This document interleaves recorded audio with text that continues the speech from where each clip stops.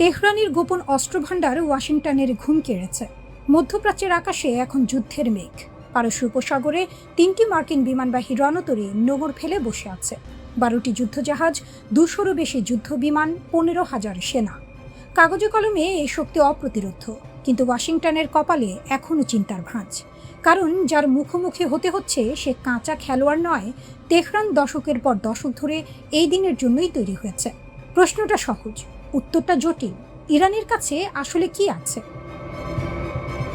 Rear admiral Shahram ইরানি সম্প্রতি রহস্যের পর্দা একটুখানি সরিয়ে বললেন, এমন একটি অস্ত্র শীঘ্রই শত্রুদের মুখোমুখি হবে যাকে নিয়ে তারা গভীরভাবে ভয় পায়, আর সেটা তাদের পাশেই মোতায়েন রয়েছে। কি সেই অস্ত্র খোলাসা করেননি তিনি, কিন্তু এই নীরবতাই যেন হাজার কথা বলে। ইরানের সর্বোচ্চ নেতা জানিয়েছেন, পারমাণবিক ও ক্ষেপণাস্ত্র কর্মসূচি আমাদের জাতীয় সম্পদ। সামুদ্রিক, স্থল ও আকাশসীমার মতোই আমরা এটি রক্ষা করব। মিসাইলের হিসাবটা এখানে গুরুত্বপূর্ণ। মার্কিন সামরিক বাহিনী যে ডার্ক ইগল হাইপারসনিক মিসাইল মোতায়েনের কথা ভাবছে, সেটি 5 ম্যাক গতিতে ছোটে 2776 কিলোমিটার দূরের লক্ষ্যে আঘাত করতে পারে। শুনতে ভয়ঙ্কর লাগে, কিন্তু মাত্র 14 কেজি বিস্ফোরক বহন ক্ষমতা, এটা জানলে ছবিটা পাল্টে যায়। অন্যদিকে ইরানের খোররামশার 4 ব্যালিস্টিক মিসাইল 2000 কিলোমিটারের বেশি পাল্লায় 1500 কেজি ওয়ারহেড বহন করতে সক্ষম। তুলনাটা অনেকটা ছুরি দিয়ে তলোয়ারের মোকাবিলা করার মতো। আরও উদ্বেগের বিষয় হলো ইরানের শক্তি। মার্কিন গোয়েন্দা সূত্রের দাবি, 2024 সালেই চীন থেকে TE-014 মডেলের একটি উন্নত স্যাটেলাইট সিস্টেম কিনেছে তেহরান। এই উপগ্রহ মার্কিন ঘাঁটিগুলো অত্যন্ত নির্ভুলভাবে পর্যবেক্ষণ করতে পারে, অর্থাৎ শত্রুর ঘরের নকশা আগে থেকেই জানা। যুদ্ধের চেয়ে বড় সুবিধা আর কি হতে পারে? পেন্টাগনের অনুমান ছিল ইরানের আকাশে প্রতিরক্ষা ভঙ্গুর, কিন্তু বাস্তবে মার্কিন বায়ুসেনার F-15 স্ট্রাইক ইগল ভূপাতিত হওয়ার খবর সেই হিসাব উল্টে দিয়েছে। যে দেশকে কাগজে বাঘ ভাবা হয়েছিল, সে রীতিমতো নখর দেখিয়ে দিল। আর ইসরায়েলি সামরিক সূত্রের স্বীকারোক্তি আরও চমকপ্রদ। ইরানের 400 কেজির বেশি সমৃদ্ধ ইউরেনিয়াম সরানো না গেলে এই যুদ্ধ তাদের জন্য বড় ব্যর্থতা। একজন শীর্ষ ইসরায়েলি কর্মকর্তার এই কথাই বলে দেয়, লক্ষ্য পুরোপুরি অর্জিত হয়নি। ইরান কিন্তু হাত গুটিয়ে বসে থাকেনি। কাতার, কুয়েত, সংযুক্ত আরব আমিরাত, ইরাক ও সৌদি আরব সহ 8 দেশে মার্কিন 16টি সামরিক ঘাঁটিতে হামলার দাবি করেছে তেহরান। CNN-এর একটি প্রতিবেদনে স্বীকার করেছে, এই হামলাগুলো এত দ্রুত ও নিখুঁত ছিল যে ব্যয়বহুল মার্কিন রাডার ব্যবস্থাগুলো কার্যত অকার্যকর হয়ে পড়েছে। এমনকি উপসাগরীয় অঞ্চলে মার্কিন বাহিনীর আকাশ চোখ খ্যাত E-3 নজরদারি বিমানও রেহাই পায়নি বলে দাবি করা হচ্ছে। পেন্টাগন অবশ্য নিরাপত্তাজনিত কারণে ক্ষয়ক্ষতির বিস্তারিত প্রকাশ করতে নারাজ। এই নীরবতাই অনেক প্রশ্নের জন্ম দেয়। ইরান তার পারমাণবিক কর্মসূচি নিয়ে অবশ্য বরাবরই বলে এসেছে এটি শান্তিপূর্ণ উদ্দেশ্যে, কিন্তু 60% মাত্রায় সমৃদ্ধ ইউরেনিয়ামের মজুদ এবং তার থেকে 11টি পারমাণবিক বোমা তৈরির সক্ষমতার হিসাব, এটি পশ্চিমা মহলে সত্যিকারের উদ্বেগের কারণ। তেহরান বলছে এটা আত্মরক্ষার অধিকার, ওয়াশিংটন বলছে এটা হুমকি। দুই পক্ষের এই টানাটানিতে মধ্যপ্রাচ্য আজ বারুদের স্তূপের ওপর বসে আছে।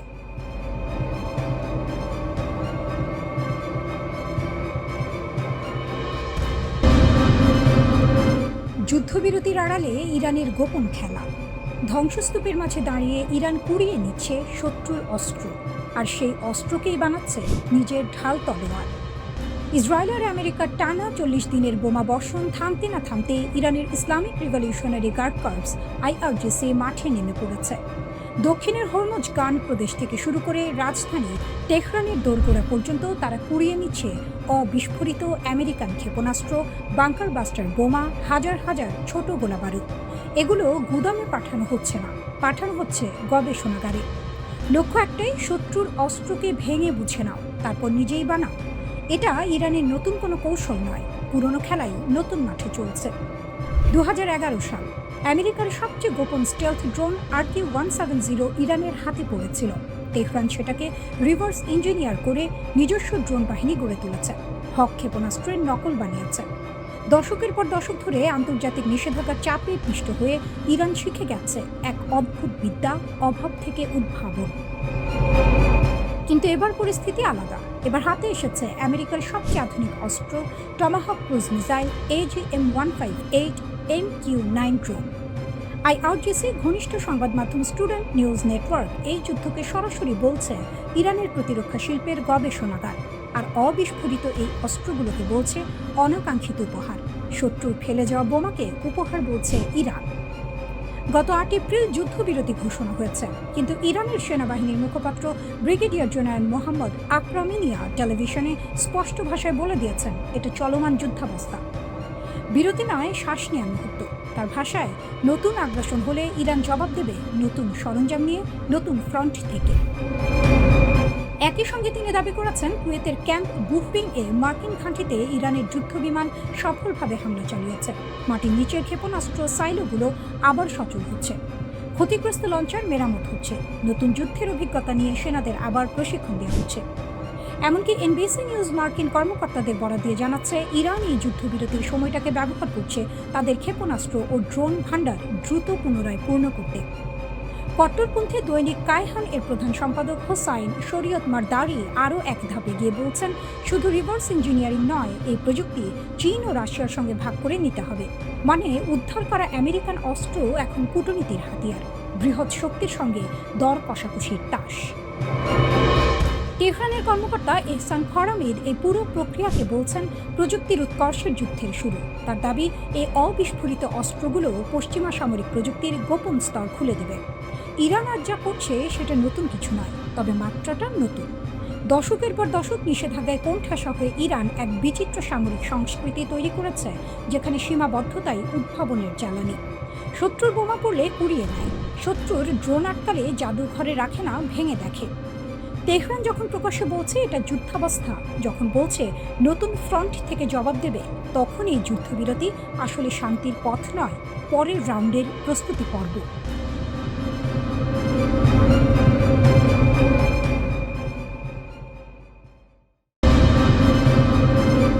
একের পর এক মৃত্যু, নিখোঁজ আর ছায়ার মতো ভেসে ওঠা প্রশ্ন, এ কি কেবল কাকতালীয়, নাকি আরও গভীর কোনো অন্ধকার খেলা? ডোনাল্ড ট্রাম্প নিজেই নড়ে চড়ে বসেছেন। যুক্তরাষ্ট্রের 10 থেকে 12 জন শীর্ষ বিজ্ঞানীর রহস্যময় মৃত্যু ও নিখোঁজ হওয়ার ঘটনায় তদন্তের নির্দেশ দিয়েছেন তিনি। এই বিজ্ঞানীরা ছিলেন সেই সব গোপন প্রকল্পের অংশ যেখানে যুক্তরাষ্ট্রের পারমাণবিক অস্ত্র ও মহাকাশ প্রযুক্তির সবচেয়ে সংবেদনশীল তথ্য লুকিয়ে আছে। ট্রাম্প সাংবাদিকদের সামনে এসে বললেন তিনি মাত্রই একটি গুরুত্বপূর্ণ বৈঠক থেকে বের হয়েছেন। তার কণ্ঠে উদ্বেগ স্পষ্ট, এটা বেশ গুরুতর বিষয়। আর সেই মুহূর্তেই যেন আরো ঘন হয়ে ওঠে রহস্যের কুয়াশা। 2023 সাল থেকে শুরু, একে একে হারিয়ে যেতে থাকেন যুক্তরাষ্ট্রের শীর্ষ গবেষকরা। কেউ নিখোঁজ, কেউ গুলিবিদ্ধ, কারণ মৃত্যু ঘিরে নেই কোনো ব্যাখ্যা। আর সবকিছু মিলিয়ে তৈরি হয়েছে এক অদ্ভুত প্যাটার্ন, যা এখন কাঁপিয়ে দিচ্ছে পুরো আমেরিকাকে। প্রথমে আসেন স্টিফেন গার্সিয়া। 48 বছর বয়সে এই বিজ্ঞানী কাজ করতেন কানসাস সিটির ন্যাশনাল সিকিউরিটি ক্যাম্পাসে, যেখানে তৈরি হয় যুক্তরাষ্ট্রের পারমাণবিক অস্ত্রের বড় অংশের অপরমাণু উপাদান। 2025 সালের অগাস্টে নিজের বাড়ি থেকে হঠাৎ উধাও হয়ে যান তিনি। ফোন, মানিব্যাগ, চাবি সবকিছু রয়ে গেছে, শুধু নেই মানুষটি, আর নেই তার হ্যান্ডকার। তারপর আসে আরো অদ্ভুত এক ঘটনা। অবসরপ্রাপ্ত মেজর জেনারেল উইলিয়াম ম্যাককাসল্যান্ড, তিনি ছিলেন এয়ারফোর্স রিসার্চ ল্যাবের সাবেক কমান্ডার। 2026 সালের ফেব্রুয়ারিতে তিনিও নিখোঁজ। তার স্ত্রী জরুরি নম্বরে ফোন করে জানান স্বামী নিজেই আত্মগোপনের পরিকল্পনা করেছিলেন। কেন, কার ভয়ে? লস আলামোস, যেখানে জন্ম নিয়েছিল বিশ্বের প্রথম পারমাণবিক বোমা, সেই ল্যাবের সাবেক কর্মী অ্যানহোসি চাভেজ এবং পারমাণবিক সহকারী মেলিসা কেসিয়াস দুজনেই 2025 সালে হেঁটে বাড়ি থেকে বেরিয়ে যান, আর ফেরেননি। সঙ্গে নেননি কোনো ব্যক্তিগত জিনিস। মহাকাশ গবেষণার হৃদয়স্থল নাসার জেট প্রপালশন ল্যাব, সেখানকার পরিচালক মনিকা জাসিন্টোরেজা 2025 সালের জুনে ক্যালিফোর্নিয়ায় হাইকিংয়ে বেরিয়ে নিখোঁজ। যেন পাহাড়ের নীরবতা তাকে গিলে ফেলেছে। এরই মধ্যে মৃত্যু হয়েছে আরও কয়েকজনের। ফ্র্যাঙ্ক মাইওয়াল্ড, মাইকেল হিক্স, কোনো অপরাধের চিহ্ন নেই মৃত্যুর কারণে, যেন নীরব মৃত্যু। MITর প্লাজমা সায়েন্স অ্যান্ড ফিউশন সেন্টারের পরিচালক নুনো লুরেইলো নিজ বাড়িতে গুলিবিদ্ধ। ক্যালটেকের জ্যোতি পদার্থ বিজ্ঞানী কার্ল গ্রিলমায়ার নিজ বারান্দায় গুলিতে নিহত। আরও এক নাম জেসন থমাস, ক্যান্সার গবেষক, নিখোঁজ থাকার পর তার মরদেহ পাওয়া যায় এক হ্রদে। সবশেষে উঠে আসে নতুন এক নাম, অ্যামি এসকোরিস, মাত্র 34 বছর বয়স। অ্যান্টিগ্র্যাভিটি প্রযুক্তি নিয়ে কাজ করছিল। নিজ বাড়িতে গুলিবিদ্ধ অবস্থায় পাওয়া গেছে তার দেহ। মৃত্যুর আগে এক পডকাস্টে বলেছিলেন তার জীবন ঝুঁকিতে। এসব নাম, এসব গল্প একটি অদৃশ্য সুতোয় বাঁধা কি? অনলাইনে ছড়িয়ে পড়েছে নানা তত্ত্ব। কেউ বলছেন বিদেশি গুপ্তচর বৃত্তি, কেউ বলছেন সরকারের গোপন প্রকল্প ঢাকতেই এসব নীরব নির্মূল। আবার কেউ টেনে আনছেন ইউএফও গবেষণার গোপনতা। এফবিআই এর সাবেক কর্মকর্তা ক্রিস ওয়েকার সতর্ক করেছেন, সব ঘটনায় সন্দেহজনক। এরা এমন বিজ্ঞানী যারা অত্যন্ত গুরুত্বপূর্ণ প্রযুক্তি নিয়ে কাজ করেছেন। তবুও এখন পর্যন্ত কোনো নিশ্চিত যোগসূত্র খুঁজে পায়নি কর্তৃপক্ষ। কিন্তু প্রশ্নটা রয়ে গেছে, একটা দুইটা নয়, 10-এর বেশি বিজ্ঞানী একই সময়ে একই ছায়া।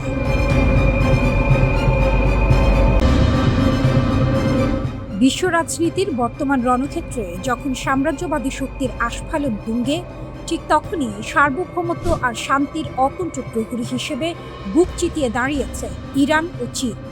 হরমুজ প্রণালী থেকে শুরু করে দক্ষিণ চীন সাগর, সবখানেই আমেরিকার একচ্ছত্র আধিপত্যের বিরুদ্ধে এই দুই দেশ যেন ন্যায়ের এক অদম্য দুর্গ গড়ে তুলেছে। পশ্চিমা গণমাধ্যম যখন অপপ্রচারে লিপ্ত, তখন ইরান ও চীন তাদের সাহসী পদক্ষেপের মাধ্যমে প্রমাণ করেছে যে তারা কোনো পরাশক্তির রাবার স্ট্যাম্প নয়। হরমুজ প্রণালীতে আমেরিকার জোরপূর্বক হস্তক্ষেপকে ইরান যেভাবে মোকাবিলা করছে, তা যেন মরার উপর খাড়ার ঘা হয়ে দাঁড়িয়েছে মার্কিন নৌবাহিনীর জন্য। মার্কিন যুক্তরাষ্ট্র নিজেদের বিশ্বের পুলিশ মনে করলেও ইরান স্পষ্টভাবে দেখিয়ে দিয়েছে যে নিজেদের জলসীমার নিরাপত্তা রক্ষা করা তাদের আইনি ও নৈতিক অধিকার। ইরান কেবল নিজের ভূখণ্ড নয়, বরং আন্তর্জাতিক আইন রক্ষার লড়াইয়ে অগ্রণী ভূমিকা পালন করছে। আমেরিকার তথাকথিত শান্তি আলোচনার আড়ালে যে প্রতারণা, তা ইরান শুরু থেকেই ধরে ফেলেছে। তাই যখনই আমেরিকা যুদ্ধবিরতির শর্ত ভঙ্গ করে, ইরান তখনই গর্জে ওঠে। এটি তাদের পরাজয় নয়, বরং নিজের অস্তিত্ব রক্ষার এক অবিচল অঙ্গীকার। অন্যদিকে চীন বিশ্বমঞ্চে আবির্ভূত হয়েছে এক শান্তিবাদী ও দূরদর্শী শক্তি হিসেবে। প্রেসিডেন্ট শি জিনপিং এর মধ্যপ্রাচ্য বিষয়ক 4 দফা প্রস্তাব কেবল কথার ফুলঝুরি নয়, বরং এটি একটি সুশৃঙ্খল বিশ্ব ব্যবস্থার রূপরেখা। যখন আমেরিকা প্রশান্ত মহাসাগরের বুকে সামরিক মহড়া দিয়ে পাকা ধানে মই দিচ্ছে এবং ফিলিপাইনের মাটিতে 17,000 সেনা নামিয়ে উত্তেজনা সৃষ্টি করছে, তখন চীন ধৈর্য ও সাহসের পরিচয় দিচ্ছে। বেইজিং বারবার মনে করিয়ে দিচ্ছে যে বহির্বিশ্বের এই সামরিক উপস্থিতি কেবল অশান্তিই বয়ে আনবে। চীন চায় অঞ্চলের নিরাপত্তা ও অর্থনৈতিক উন্নয়ন, যা মার্কিন সামরিক গুন্ডামির সম্পূর্ণ বিপরীত। অনেকে হয়তো ইরান ও চীনের মধ্যে ফাটল ধরানোর চেষ্টা করছে, যেমনটা হরমুজ প্রণালীতে চীনের জাহাজ সান প্রফিট এর ঘটনা নিয়ে রটানো হচ্ছে। কিন্তু মনে রাখতে হবে, যুদ্ধক্ষেত্রে কৌশলগত পদক্ষেপ এবং বন্ধুত্বের সংজ্ঞা এক নয়। ইরান যদি কঠোর নিরাপত্তা ব্যবস্থা বজায় রাখে, তবে তা পুরো অঞ্চলের স্থিতিশীলতার স্বার্থে। পশ্চিমা শক্তিগুলো চায় ইরান ও চীনের মধ্যে ভুল বোঝাবুঝি তৈরি করতে, যেন তারা নিজের নাক কেটে পরের যাত্রা ভঙ্গ করতে পারে। কিন্তু দুই দেশের সুদৃঢ় কৌশলগত অংশীদারিত্ব এই প্রোপাগান্ডা ভাঙার জন্য যথেষ্ট।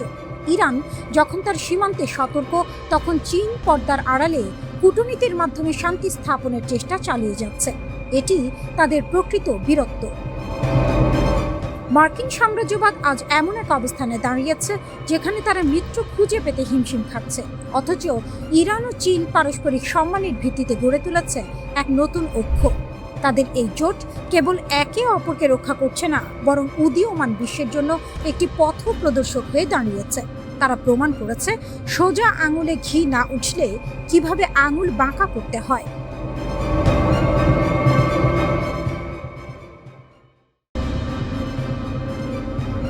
ওয়াশিংটনের আকাশে এখন যুদ্ধের মেঘের চেয়েও ঘনীভূত ধোঁয়াশা। ইরান সংঘাতের প্রকৃত ক্ষয়ক্ষতির হিসেব নিয়ে ট্রাম্প প্রশাসনের বিরুদ্ধে উঠে আসছে গুরুতর অভিযোগ। প্রশাসন যেন কোনো ঢাক গুড়গুড় নীতি নিয়ে এগোচ্ছে, যেখানে তথ্যের স্বচ্ছতা তলানিতে। একদিকে সিজফায়ার বা যুদ্ধবিরতির ঘোষণা, অন্যদিকে রণক্ষেত্রে প্রাণহানি ও আহত হওয়ার সংখ্যা নিয়ে লুকোচুরি, সব মিলিয়ে এক গভীর সংকটের মুখে দাঁড়িয়ে হোয়াইট হাউস। পেন্টাগনের তথ্যে অসামঞ্জস্যতা যেন মরার ওপর খাঁড়ার ঘা হয়ে দাঁড়িয়েছে। যুদ্ধবিরতির সময় নিহতের সংখ্যা ছিল 385, যা পরে বেড়ে 428 হয়েছিল। কিন্তু হঠাৎ করে কোনো ব্যাখ্যা ছাড়াই 15 জন আহতের নাম তালিকা থেকে মুছে ফেলা হলো। সংখ্যাটা নেমে এলো 413-তে, এরপর আবার 411। এই যে সংখ্যার ক্রমাগত হেরফের, তা সাধারণ মানুষের কাছে আকাশকুসুম কল্পনা ছাড়া আর কিছু নয়। কর্মকর্তারা এর কোনো যৌক্তিক ব্যাখ্যা দিতে পারছেন না, বরং দায়সারা উত্তর দিচ্ছেন। মনে হচ্ছে প্রশাসন যুদ্ধের ভয়াবহতাকে সাধারণ মানুষের কাছে ধামাচাপা দেওয়ার এক পরিকল্পিত ছক কষছে। কেবল সংখ্যা নয়, যুদ্ধের প্রকৃত চিত্রটি আড়াল করার অভিযোগ উঠছে। ইউএসএস জেরাল্ড আর ফোর্ড জাহাজের অগ্নিকাণ্ডে 200-র বেশি নাবিক আহত হলেও সেই তথ্য সরকারি খাতায় নেই। এছাড়া ইউএসএস আব্রাহাম জাহাজের ঘটনার তথ্য চেপে যাওয়া হয়েছে। সমালোচকদের মতে প্রশাসন একটি নিয়ন্ত্রিত আখ্যান তৈরি করছে, যা প্রকৃত মানবিক ক্ষয়ক্ষতির চিত্রকে লেজে গোবরে করে ফেলেছে। এই অস্বচ্ছতা কেবল রাজনৈতিক বিতর্কই বাড়াচ্ছে না, বরং প্রশাসনের প্রতি জনগণের আস্থাকেও তলানিতে নামিয়ে এনেছে। শুধু হতাহতের সংখ্যাই নয়, বড় ধরনের সংকটে পড়েছে মার্কিন সামরিক অস্ত্র ভাণ্ডারও। Centre for strategic and international স্টাডিজের সাম্প্রতিক প্রতিবেদন অনুযায়ী ইরান অভিযানে মার্কিন বাহিনীর প্রেসিশন স্ট্রাইক মিসাইলের 45%, প্যাট্রিয়ট ইন্টারসেপ্টর ও থার্ড মিসাইলের অর্ধেকই শেষ হয়ে গেছে। এটি শুধু মধ্যপ্রাচ্যের জন্য নয়, ভবিষ্যতে চীনের মতো বড় কোনো প্রতিপক্ষের মোকাবিলায় আমেরিকার জন্য সাপে নেউলে সম্পর্কের মতো বিপদ ডেকে আনতে পারে। ডোনাল্ড ট্রাম্প অবশ্যই এসব অভিযোগ উড়িয়ে দিচ্ছেন। তিনি বলছেন মার্কিন মিসাইলের কোনো অভাব নেই, যেন তার কাছে অস্ত্র যোগানোর কোনো আলাদিনের চারাক আছে। কিন্তু বাস্তব পরিস্থিতি ভিন্ন। 2027 সালের জন্য $1.5 ট্রিলিয়ন বিশাল প্রতিরক্ষা বাজেটের প্রস্তাব এবং জেনারেল মোটরস বা ফোর্ডের মতো বেসামরিক কোম্পানিকে অস্ত্র উৎপাদনে জড়ানোর উদ্যোগ এটাই প্রমাণ করে যে সংকট অন্ধকার গলি থেকে বেরিয়ে এখন দিনের আলোর মতো স্পষ্ট হয়ে উঠছে। প্রশাসন এখন মরিয়া হয়ে অস্ত্র ভাণ্ডার পুনর্গঠনে নেমেছে। যুদ্ধের দামামা বাজলেই কি সত্যকে শাখের করাত বানাতে হবে? একদিকে যেমন ট্রাম্প প্রশাসন শান্তির কথা বলছে, অন্যদিকে তাদের কৌশলগত ত্রুটিগুলো প্রশ্নবিদ্ধ হচ্ছে। জনসম্মুখে স্বচ্ছতার অভাব কেবল বিশ্ব রাজনীতিতে অস্থিরতা বাড়াচ্ছে না, বরং দেশটির অভ্যন্তরীণ আস্থার সংকটকেও প্রকট করছে। ইরান সংঘাতের এই পরিণতির দিকে তাকিয়ে এখন বিশ্ববাসী। শেষ পর্যন্ত ট্রাম্প প্রশাসন কি পুরো সত্যটা স্বীকার করবে, নাকি এই লুকোচুরি শেষ পর্যন্ত ওয়াশিংটনে গেল রব তুলবে?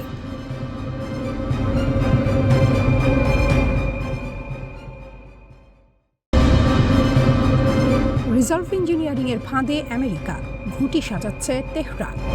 যুদ্ধের ময়দানে শত্রুর অস্ত্র কুড়িয়ে নিয়ে সেই অস্ত্রেই শত্রুকে ঘায়েল করার স্বপ্ন দেখছে ইরান। অবিস্ফোরিত মার্কিন ক্ষেপণাস্ত্র আর ড্রোনের ধ্বংসাবশেষ এখন তেহরানের হাতে যেন সোনার খনি। টমাহক ক্ষেপণাস্ত্র, AGM-158 এবং MQ-9 ড্রোন সহ বেশ কয়েকটি মার্কিন অস্ত্র ইরানের মাটিতে অকেজো হয়ে পড়েছে। সেগুলো এখন ইরানি প্রকৌশলীদের গবেষণাগারে নিভৃতে কথা বলছে। কট্টরপন্থী কায়হান পত্রিকার এডিটর ইন চিফ শরিয়াত মাদারি সোজা সাপটা বলে দিয়েছেন, এই প্রযুক্তি শুধু গোলা বারুদের গুদামে আটকে রাখলে চলবে না, চীন ও রাশিয়ার সঙ্গে ভাগ করে নিতে হবে। অর্থাৎ একটি ত্রিভুজ তৈরি হচ্ছে, যে ত্রিভুজের কেন্দ্রে বসে ইরান ভূ রাজনীতির নতুন সমীকরণ লিখতে চায়।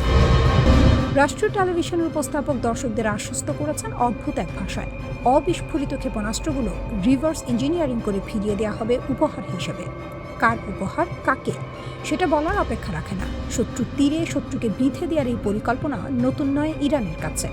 2011 সালে RQ-170 ড্রোন ধরে ফেলা এবং মার্কিন হক ক্ষেপণাস্ত্রের অনুকরণ করে অস্ত্র তৈরির ইতিহাস ইরানের ঝুলিতে আগে থেকেই আছে। তেহরান সিটি কর্পোরেশনের কর্মকর্তা এহসান খারামিদ ঘটনাটিকে কেবল সামরিক সাফল্য বলতে নারাজ। তার ভাষায় এটি একটি বুদ্ধিবৃত্তিক যুদ্ধের সূচনা। উদ্ধার করা সরঞ্জামগুলো নাকি মার্কিন প্রযুক্তির এমন গোপন স্তর উন্মোচন করতে পারে যা এতদিন পর্দার আড়ালে ছিল। অর্থাৎ রণক্ষেত্রের ধুলোয় মিশে যাওয়া প্রতিটি অবিস্ফোরিত ক্ষেপণাস্ত্র ইরানের চোখে একটি খোলা বই। মধ্যপ্রাচ্য বিশ্লেষক এহসান তার দাসী হিসাব কষেছেন অন্যভাবে। তার মতে এই পরিস্থিতিতে যুক্তরাষ্ট্রকে নতুন অস্ত্র তৈরিতে $বিলিয়ন ঢালতে হবে। অনুকরণ ঠেকাতে প্রযুক্তির নকশা বদলাতে হবে বারবার। সামরিক পরিকল্পনায় আনতে হবে আমূল পরিবর্তন। সহজ কথায়, আমেরিকার পকেটে হাত দিয়েছে ইরান, আর হাতটা বেশ গভীরে ঢুকেছে। কট্টরপন্থী ও সরকারপন্থী অনলাইন মহলে উৎসবের আমেজ। আমাদের জন্য ভালো খবর, আমাদের জন্য খারাপ খবর, এই স্লোগান ছড়িয়ে পড়েছে সামাজিক মাধ্যমে। কেউ কেউ আবার এক ধাপ এগিয়ে ভবিষ্যৎবাণী করছেন, উদ্ধার করা প্রযুক্তির ব্যাপক উৎপাদন শুরু হবে শিগগিরই। কিন্তু এই উৎসবের আড়ালে প্রশ্নটা থেকেই যায়, রিভার্স ইঞ্জিনিয়ারিং এর স্বপ্ন আর বাস্তবতার মধ্যে ফারাকটা কতটুকু? ক্ষেপণাস্ত্রের বাইরের খোল পাওয়া আর ভেতরের প্রযুক্তি আয়ত্ত করা, এ দুটো এক কথা নয়। তবু তেহরান আজ সেই বাজি ধরেছে, শত্রুর অস্ত্র কাঁধে তুলে নিয়ে শত্রুর দিকেই তাক করছে ইরান।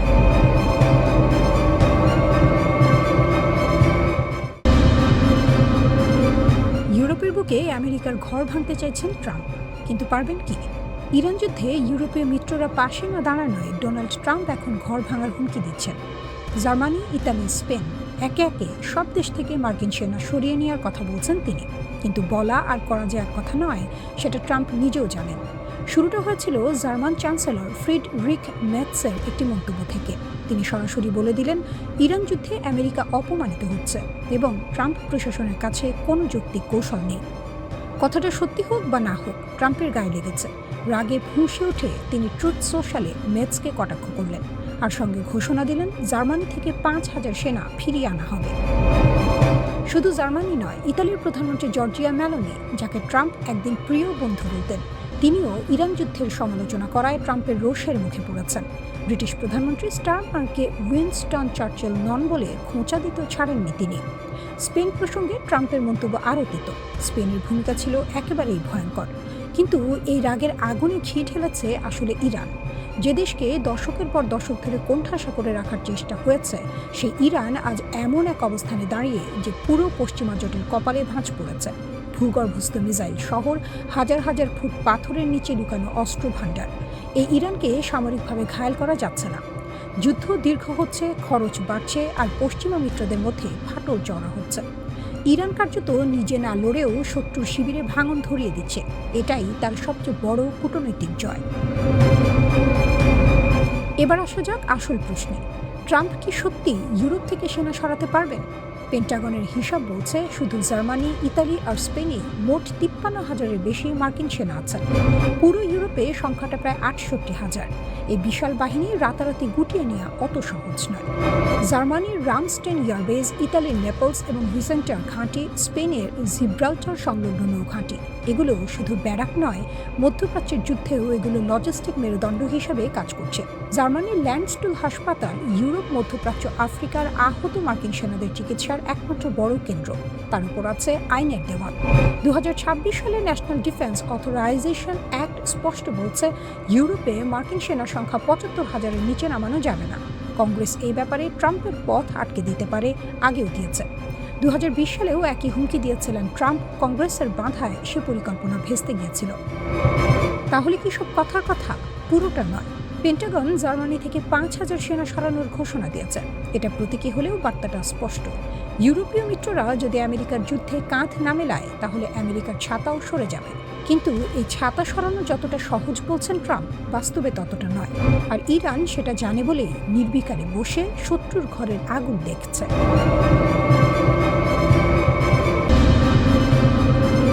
আগুনের পাখি জেগে উঠছে। ইরানের হাজার অস্ত্রের গর্জন। পারস্য উপসাগরের নীল জলে এখন শীতল বাতাস বইছে। কিন্তু এই শান্তি যে ঝড়ের আগের নীরবতা, তা বুঝতে কোনো সমরবিদ লাগে না। একদিকে মার্কিন যুক্তরাষ্ট্র ও ইসরায়েল 3টি বিমানবাহী রণতরী নিয়ে ইরানের দরজায় দাঁড়িয়ে ভয় দেখানোর খেলায় মেতেছে। অন্যদিকে তেহরান নিজের ঘর গুছিয়ে ঠান্ডা মাথায় বলছে, আমাদের আঙুল ট্রিগারেই আছে।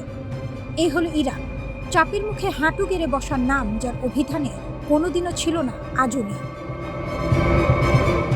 দীর্ঘ 25 বছরের অক্লান্ত পরিশ্রম, ঘাম আর মেধার ফসল আজ ইরানের সামরিক বহরে সারি সারি সাজানো। দেশটির প্রতিরক্ষা মন্ত্রণালয়ের মুখপাত্র ব্রিগেডিয়ার জেনারেল রেজা তালাইনিক সাফ জানিয়ে দিয়েছেন, ইহুদিবাদীদের ঘায়েল করতে 1000 ধরনের অস্ত্র প্রস্তুত রয়েছে। 9,000 কোম্পানির নিরলস পরিশ্রমে গড়া এই অস্ত্র ভাণ্ডার কোনো ফাঁকা হুমকির বুলি নয়। এ হলো বাস্তবের শক্ত জমিনে দাঁড়িয়ে বলা দৃঢ় প্রতিজ্ঞার কথা।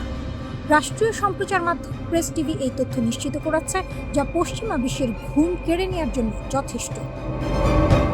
সম্প্রতি আইআরজিসি প্রকাশ করেছে একটি চোখ ধাঁধানো ভিডিও, যেখানে সুশৃঙ্খল সারিতে দাঁড়িয়ে আছে অত্যাধুনিক ব্যালিস্টিক মিসাইল ও আত্মঘাতী ড্রোনের বিশাল বহর। ট্রাম্প ও নেতানিয়াহুর বুকে কাঁপুনি ধরাতে এই ভিডিও যেন এক নীরব কিন্তু শক্তিশালী বার্তা। এসব অস্ত্র শুধু প্রদর্শনীর জন্য তৈরি হয়নি। সাম্প্রতিক যুদ্ধবিরতির মাঝেও থেমে থাকেনি ইরানের অস্ত্র কারখানার চাকা। অর্থাৎ যুদ্ধের দাবানলেও ইরানের কারিগরি মনোবল ও উৎপাদন সক্ষমতা এতটুকু টলেনি, বরং আরও বেগ পেয়েছে। সাম্প্রতিক সামরিক আগ্রাসনে ইরানের কোমর ভেঙে দেওয়ার স্বপ্ন দেখেছিল ইসরায়েল ও তার মার্কিন পৃষ্ঠপোষক। কিন্তু মাঠের ফলাফল বলছে সম্পূর্ণ ভিন্ন কথা। সেই পায়তারায় এক প্রকার মুখ থুবড়ে পড়েছে তারা। পাখির পালক গেছে হয়তো, কিন্তু পাখি মরেনি, বরং আরও শানিত ডানায় ইরান এখন প্রস্তুত পরবর্তী ঝাঁপের জন্য। আইআরজিসি তার সাম্প্রতিক বিবৃতিতে স্পষ্ট ভাষায় জানিয়েছে, পুনরায় আগ্রাসন চালানো হলে পূর্ব নির্ধারিত তালিকা অনুযায়ী যুক্তরাষ্ট্র ও ইসরায়েলের গুরুত্বপূর্ণ সামরিক স্থাপনাগুলোতে একযোগে কঠোর পাল্টা হামলা চালানো হবে। এ কোনো আবেগের কথা নয়, এ হলো সুনির্দিষ্ট রণকৌশলের ঘোষণা। ট্রাম্প নেতানিয়াহুর যৌথ চাপের কৌশল মূলত পারমাণবিক ও ক্ষেপণাস্ত্র ইস্যুতে ইরানকে সমঝোতার টেবিলে বসাতে চায়। পারস্য উপসাগরে 3টি বিমানবাহী রণতরী মোতায়েন করে সামরিক চাপ তৈরির এই কুটোচাল নতুন কিছু নয়, কিন্তু তেহরান বারবার স্পষ্ট করে দিচ্ছে, ভয় দেখিয়ে তাদের কাছ থেকে কোনো ছাড় আদায় সম্ভব নয়। যে জাতি দশকের পর দশক নিষেধাজ্ঞা ও অবরোধ সহ্য করেও নিজের পায়ে দাঁড়িয়ে নিজস্ব প্রযুক্তিতে অস্ত্র বানিয়েছে, সে জাতিকে রণতরীর শাড়ি দেখিয়ে ঘরে ঢোকানো এ যেন বাঘকে খাঁচায় পড়ার স্বপ্ন দেখার সমান।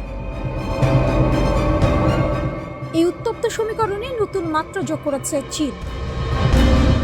হরমুজ প্রণালীতে ইরানের পতাকাবাহী তুস্কা জাহাজ আটকের ঘটনায় মার্কিন প্রশাসন দাবি করছে, জ্বালানি তেলের বিনিময়ে চীন ইরানকে দ্বৈত ব্যবহারযোগ্য সামগ্রী ও মিসাইল তৈরির রাসায়নিক পদার্থ সরবরাহ করছে। স্বয়ং ট্রাম্প বিষয়টি উল্লেখ করে জানিয়েছেন, এটি আমেরিকার জন্য মোটেও সুসংবাদ নয়। তবে বেইজিং পুরো অভিযোগ উড়িয়ে দিয়ে বলেছে, ইরানের সাথে চীনের স্বাভাবিক বাণিজ্যিক সম্পর্কে তৃতীয় পক্ষের নাক গলানো কোনোভাবেই গ্রহণযোগ্য নয়।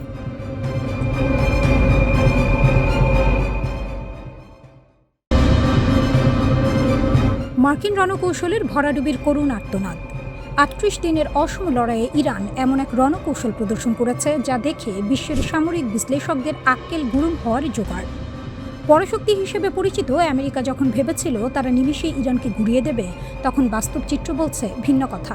এই যুদ্ধে ইরান কেবল একটি দেশ হিসেবে নয়, বরং এক অপরাজেয় নায়কের মূর্তিতে আবির্ভূত হয়েছে, যার বুদ্ধিমত্তার কাছে কুল কিনারা পাচ্ছে না পেন্টাগন। ইরান সম্মুখ সমরে বুক চিতিয়ে দাঁড়িয়েছে। যুক্তরাষ্ট্রের গর্বের ধন প্যাট্রিয়ট ইন্টারসেপ্টর আর টমাহক ক্রুজ মিসাইলগুলো এখন কেবল সংখ্যাতত্ত্বের পাতায় বন্দী। ইরান তার সস্তা ড্রোন আর নিখুঁত নিশানার মিসাইল দিয়ে মার্কিন প্রতিরক্ষা ব্যবস্থাকে এমনভাবে ব্যতিব্যস্ত রেখেছে যে ওয়াশিংটনকে এখন হারির খবর দিতে হচ্ছে।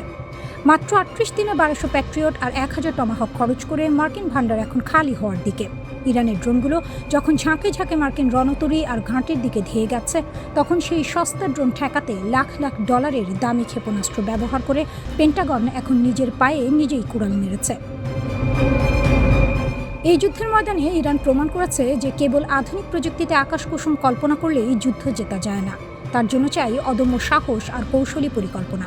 মার্কিন সেনারা যখন $৫.৬ বিলিয়ন গোলা বারুদ খরচ করে ভেবেছে তারা বিজয়ী, ইরান তখন ছায়াযুদ্ধের কৌশলে তাদের নাজেহাল করে ছেড়েছে। পেন্টাগন যে ক্ষেপণাস্ত্রগুলো রাশিয়া বা চীনের মতো পরাশক্তির জন্য তুলে রেখেছিল, পারস্যের এই বীরদের ঠেকাতেই সেগুলো সব জলবৎ তরলং হয়ে গেছে। ১১০০টি JASSM-ER ক্ষেপণাস্ত্রের অপচয় প্রমাণ করে ইরানের প্রতিরক্ষা ব্যূহ ভেদ করে মার্কিনীদের জন্য ছেলে খেলার মতো সহজ নয়। যেখানে প্রতিদিন $1 বিলিয়ন খরচ করে আমেরিকা এখন দেউলিয়া হওয়ার পথে, সেখানে ইরান অত্যন্ত শান্ত মাথায় তাদের তুরুপের তাসগুলো খেলছে। আমেরিকার প্রতিরক্ষা ব্যবস্থা এখন তিলকে তাল করা দম্ভ থেকে সরে এসে কংগ্রেসের কাছে হাত পাচ্ছে। সিনেটের সশস্ত্র সেবা কমিটির প্রধান জ্যাক রিড যখন এই ঘাটতি পূরণে বছরের পর বছর সময়ের কথা বলছেন, তখন তেহরানের ঘরে বইছে বিজয়ের হাওয়া।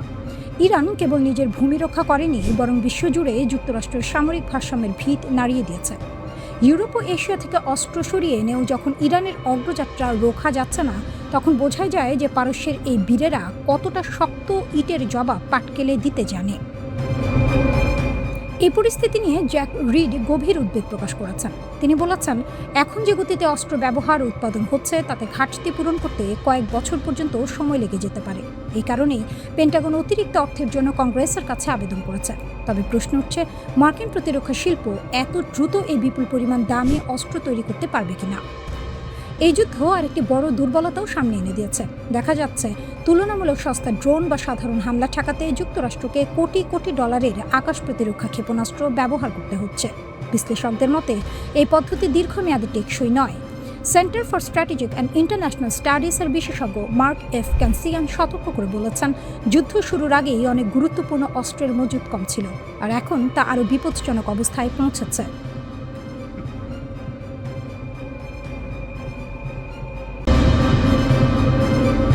ইরানের সঙ্গে 7 সপ্তাহের সংক্ষিপ্ত সংঘাতের উত্তাপ কিছুটা কমলেও মার্কিন প্রতিরক্ষা দপ্তরের অন্দরমহলে এখনও রীতিমতো ত্রাহি ত্রাহি রব।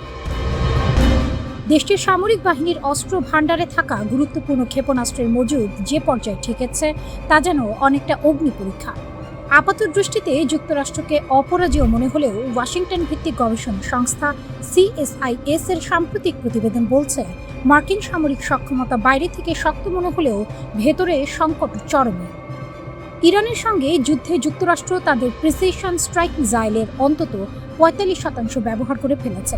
কেবল এখানেই শেষ নয়, ব্যালিস্টিক ক্ষেপণাস্ত্র প্রতিহত করার অত্যাধুনিক ব্যবস্থা থার্ড এবং শক্তিশালী প্যাট্রিয়ট ক্ষেপণাস্ত্র ব্যবস্থার প্রায় অর্ধেক ইন্টারসেপ্টর বা ক্ষেপণাস্ত্র প্রতিরোধক এখন নিঃশেষ।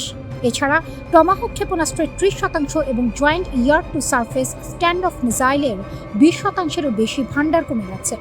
যুদ্ধের ময়দানে এই পরিমাণ গোলা বারুদ খরচ কতটা যেন ভস্যে ঘি ঢালার মতো, যা বর্তমান মার্কিন প্রতিরক্ষা ব্যবস্থাকে এক নাজুক অবস্থায় ঠেলে দিয়েছে। যুদ্ধের ময়দানে এই পরিমাণ গোলা বারুদ খরচ করাটা যেন ভস্যে ঘি ঢালার মতো, যা বর্তমান মার্কিন প্রতিরক্ষা ব্যবস্থাকে এক নাজুক অবস্থায় ঠেলে দিয়েছে।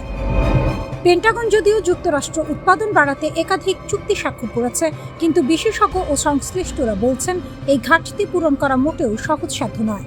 উৎপাদন ক্ষমতা বাড়ানো হলেও এসব অত্যাধুনিক অস্ত্রের সরবরাহ স্বাভাবিক অবস্থায় ফিরিয়ে আনতে ৩ থেকে ৫ বছর সময় লেগে যেতে পারে। অর্থাৎ আগামী কয়েক বছর যুক্তরাষ্ট্রকে একটি প্রতিরক্ষা ঘাটতির মধ্য দিয়ে যেতে হবে। মার্ক ক্যানসিয়ানের মতো সামরিক বিশ্লেষকদের মতে, অতিমাত্রায় গোলাবারুদ ব্যবহার করার ফলে পশ্চিম প্রশান্ত মহাসাগরীয় অঞ্চলে যুক্তরাষ্ট্রের প্রতিরক্ষা কাঠামো এখন শাঁখের করাতের মতো।